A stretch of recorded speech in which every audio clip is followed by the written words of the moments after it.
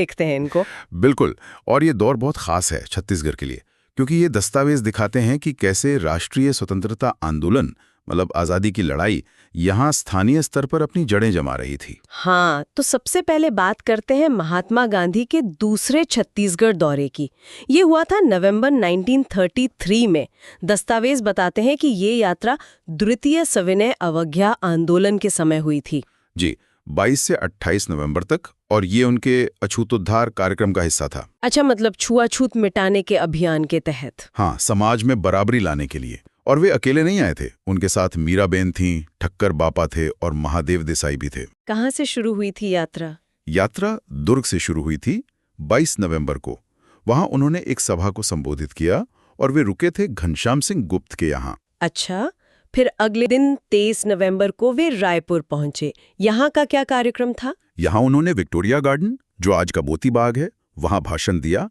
खादी और स्वदेशी की प्रदर्शनी भी देखी। और एक दिलचस्प बात यह है कि राजकुमार कॉलेज के प्रिंसिपल पंडित रविशंकर शुक्ल, उन्होंने उन्हें भाषण के लिए बुलाया था। ये उस समय के लिहाज से मतलब क्या ये आम बात थी? नहीं, ये आम बात नहीं थी। ये दिखाता है कि गांधी जी का प्रभाव कितना फैल चुका था, और स्थानीय स्तर पर भी जो प्रभावशाली लोग थे वे राष्ट्रीय आंदोलन से जुड़ रहे थे। यात्रा का कार्यक्रम वैसे काफी व्यस्त था। हाँ, लग तो रहा है। दुर्ग, रायपुर के बाद वे बिलासपुर गए। वहां गांधी चौक पर सभा की। फिर धमतरी, बलौदा बाजार, भाटापारा, सिमगा होते हुए 28 नवंबर को बालाघाट से सिवनी निकल गए। मतलब छत्तीसगढ़ के एक बड़े हिस्से को उन्होंने कवर किया। बिल्कुल। और कार्यकर्ताओं में नया जोश भरा। इन दस्तावेजों में एक और नोट है पंडित सुंदरलाल शर्मा के बारे में कि वो गांधी जी के आने से पहले ही यहाँ अछूतों के मंदिर प्रवेश के लिए काम कर रहे थे। हाँ, ये बहुत जरूरी बात है। मतलब राष्ट्रीय आंदोलन चल रहा था, पर साथ ही साथ स्थानीय स्तर पर भी समाज सुधार का काम हो रहा था। गांधी जी की यात्रा ने शायद इन कोशिशों को और ताकत दी होगी। हाँ, बिल्कुल। और इसी यात्रा से प्रेरित होकर ई राघवेंद्र राव ने एक किताब भी लिखी थी, गांधी मीमांसा। अच्छा, चलिए आगे बढ़ते हैं। गांधी जी की यात्रा के 2 साल बाद दिसंबर 1935 में डॉक्टर राजेंद्र प्रसाद भी रायपुर आए थे। ये उनकी दूसरी यात्रा थी छत्तीसगढ़ की, है ना? जी हाँ, दूसरी यात्रा थी। पहली बार तो वो 1921 में आए थे असहयोग आंदोलन के लिए। इस बार 1935 में वो रायपुर जिला परिषद के वार्षिक सम्मेलन में भाग लेने आए थे। तो ये दिखाता है कि बड़े नेता लगातार इस क्षेत्र के संपर्क में थे। और फिर आता है 1937 का साल। प्रांतीय विधानसभा चुनाव हुए भारत सरकार अधिनियम 1935 के तहत। हाँ, ये एक बड़ा कदम था। पहली बार प्रांतों में थोड़ी ज्यादा स्वायत्तता मिल रही थी, अपनी सरकार बनाने का मौका। और नतीजा क्या रहा मध्य प्रांत और बरार में? छत्तीसगढ़ तो उसी का हिस्सा था। नतीजा कांग्रेस के पक्ष में रहा। बहुत बड़ा बहुमत मिला।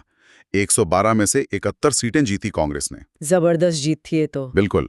और इसी जीत के बाद 29 जुलाई 1938 को पंडित रविशंकर शुक्ल के नेतृत्व में पहला कांग्रेस मंत्रिमंडल बना। और इसमें घनश्याम सिंह गुप्त विधानसभा अध्यक्ष बने थे। जी हाँ, वही घनश्याम सिंह गुप्त जिनके यहाँ गांधी जी दुर्ग में रुके थे।